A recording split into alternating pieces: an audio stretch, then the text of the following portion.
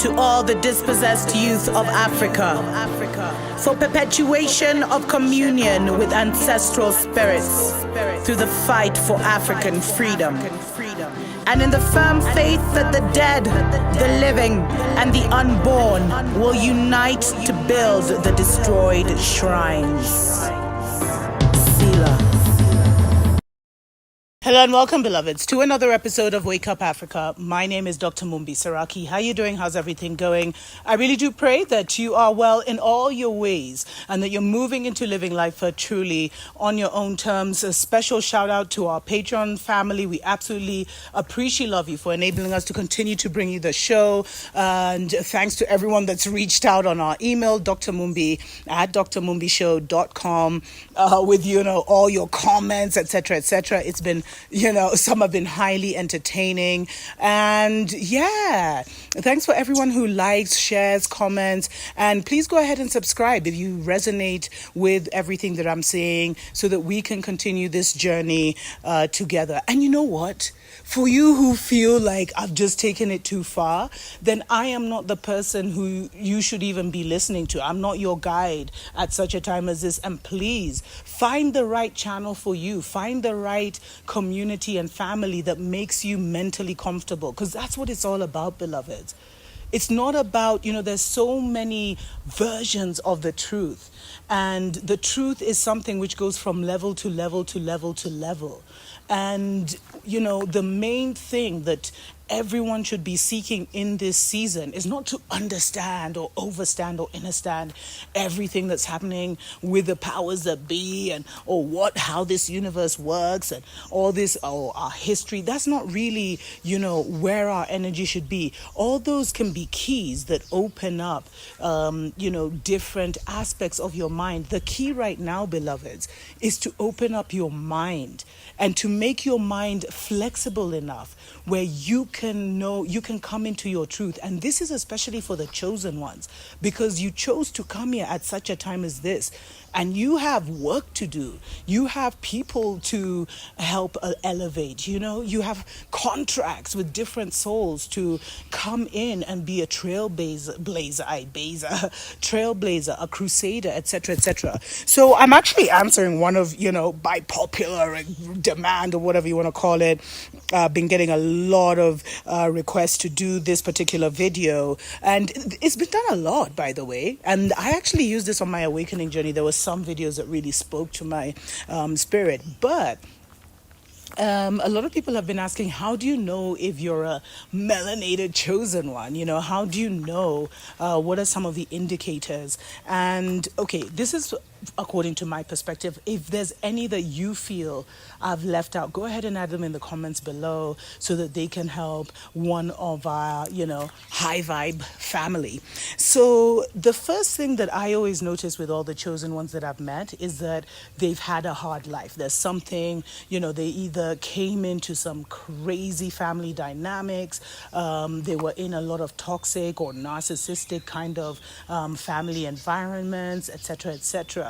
And this is because, I've talked about how we've been here several times. And so, we're spiritual beings having a human experience. And this is because we are in such a special season where a lot of souls wanted to come here and, come here for this great shifting. Shifting of the ages, saving the ages, awakening the ages, however you want to look at it.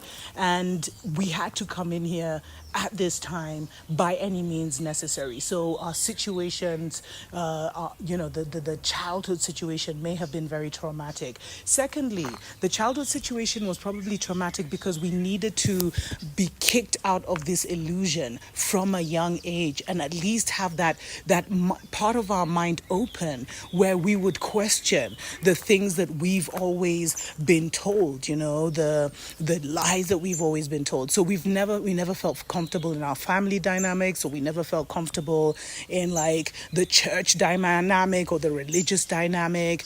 And we always found like there was always something. And sometimes maybe you've had the perfect life, but there came a time when an event happened, maybe a relationship, maybe, a situationship happened, and that kind of totally broke your rose-colored glasses and forced you to see the world as it is. But either way, for many of the chosen ones, there was a planned, detonation in your life, like a planned falling apart. Let me put it like that, where you could not just remain in the paradigm, etc., etc. We've been asking questions. We knew there was something more, all our lives, and some it was a sudden event that made them realize that nothing was ever as it seemed. Secondly, the thing I find is like everyone who is chosen, there's always a voice, and that voice is like it sounds like your own voice. I know I'm sounding spooky now, but just wait for it. It sounds like your own voice, but it's always been that voice has always been there, and it's like you can't really put your finger on it, but it's like a voice that always guides you, a voice that always gives you warning of danger. Some people call it your intuition, where I just knew that was a bad guy, but there's always been this voice that encouraged you, that uplifted you, that tried to warn you of danger, that comforted you, etc., etc. And that is your spiritual team, beloveds. And maybe I'll do a video on spiritual team, actually. Those are your guardian angels. Those are your, beloved cosmic ancestors that have always been with you. A chosen one never comes alone. Some of us have a few guardians, that we're rocking with. Others have come with armies, beloveds. Like, if you could fully understand, and understand that some powerful beings are walking among us, totally asleep, not knowing that they're probably rolling like 1 million souls deep. I'm serious. So you've always had that feeling like you were never alone. There was always a presence or a voice, or, and some have told me, it was the voice of my grandmother, etc., etc. But there's always been that comforting voice. Number 3, your life has seemed accelerated on some level. Like you've had many experiences. So many chosen ones, like you're extremely talented, but you couldn't either stay in the same school. So you switched up schools a lot, or you switched up jobs a lot. But there was always something where you've gone from one experience to another experience. And it's good not to be detached from that, because it's just an experience, beloveds. But it's like you had to learn really quickly about the various different dynamics of human nature, or relearn, remember, because you have been, as a chosen one, you have been here several times, which is why you chose to come at such a time as this, at such a critical time as this. And so you almost feel like your life has been fast-tracked, like you've accumulated a lot of knowledge, in half the time that it would take an average human, whatever that is. You know what? Let's take a short break, and then I'll come back with the other few points. We'll be right back. Wake up, wake up, wake up, wake up, wake up. Wake up, Africa.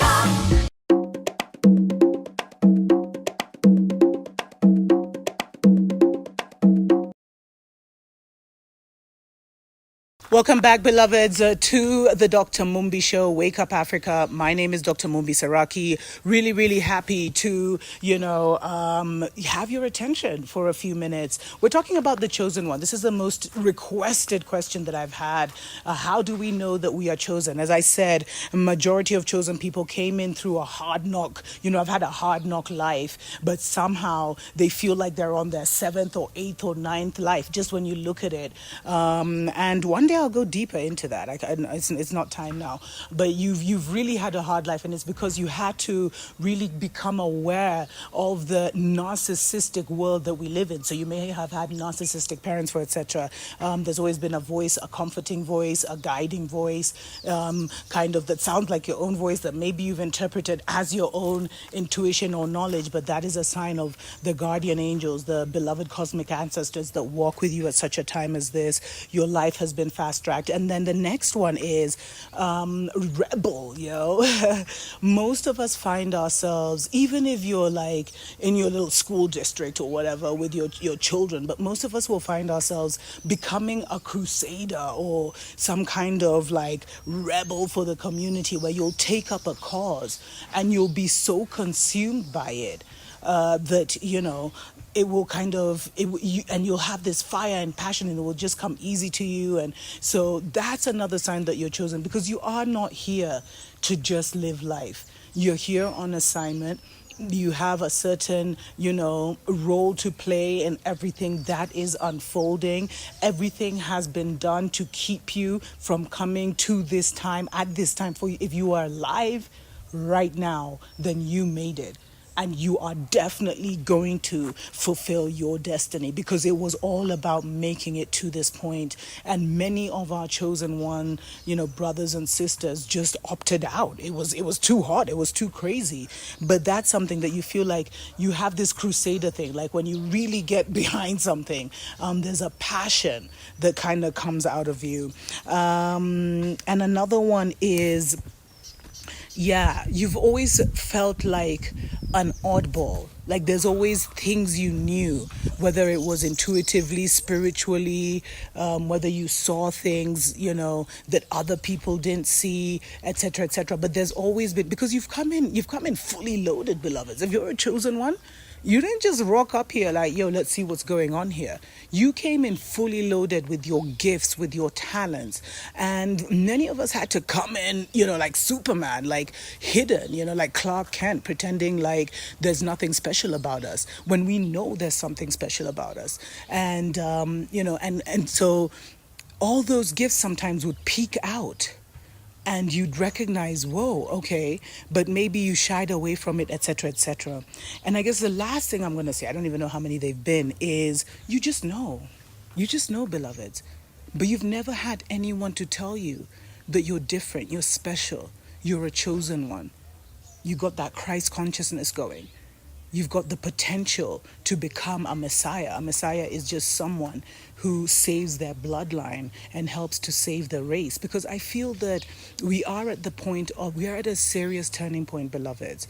The turning point that we have come to many, many times, where we decide whether to elevate or whether to continue in this really kind of boring, narcissistic, and weird reality.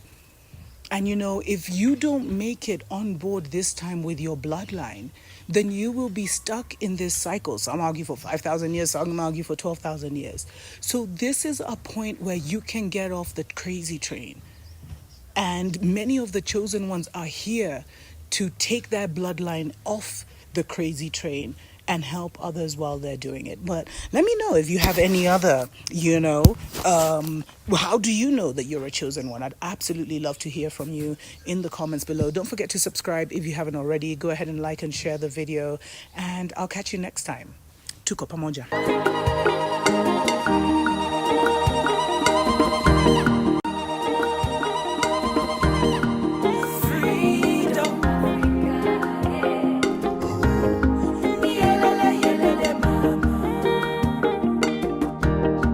And welcome, fam, to another episode of Dr. Mumbi Live. My name is Dr. Mumbi Saraki. How you doing? How's everything going? I pray you're well in all your ways and that you are living your best life. And, I've gotten so many responses from people about the stolen destinies. And I think I'm going to stick on that for a while, because I really recognize that there's so much information that we need to delve into. So a lot of you guys have been asking me, yes, I know my destiny was stolen. How was it stolen? How can I, the biggest question is, how can I get it back? Why did they take it? A lot of you already seem to know who took it, which is an absolutely amazing thing. And usually that shows you that that's a spiritual download that you got, that spiritual key that you got. And I will be going more and more into this stolen destiny vibe. I mean, it's something really, I could write a book on it.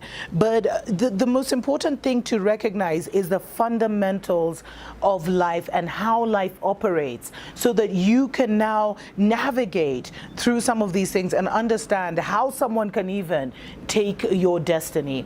Now, I really hope I don't lose people. I did talk about in the previous episode, I talked about reincarnation very briefly, and I talked about how, we're spiritual beings having a physical experience, and we've been here before, and this is like a school, but we have debts we pay. So if you harm someone, if you kill someone, you have to come back in the next life and pay that debt debt by either being a slave to that person or working for that person, etc., or you balance it out in other ways, you know. And so what a lot of us are trying to do, and this is what all the great masters wanted to do, was to reach a point where they were no longer in that karma wheel, where they were no longer like, I hurt you, so now I have to come back in order to pay you back. And, you know, and they were able to forgive that thing of forgiveness and love and peace. You know, it's not like these airy fairy things where, oh, to achieve enlightenment. No, it's to get out of